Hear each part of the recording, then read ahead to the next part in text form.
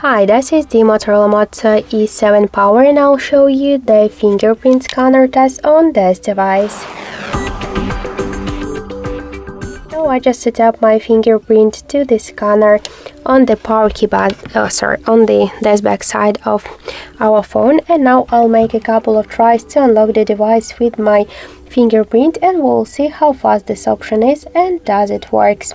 So let's start. So let's try 1, 2, 3, 4, 5. As we could see, the fingerprint scanner option works here fast and correct, and we just unlocked the device successfully without any problems.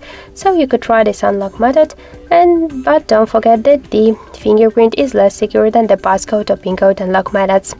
That's it. Thank you for watching, and if you like this video, leave thumbs up and subscribe.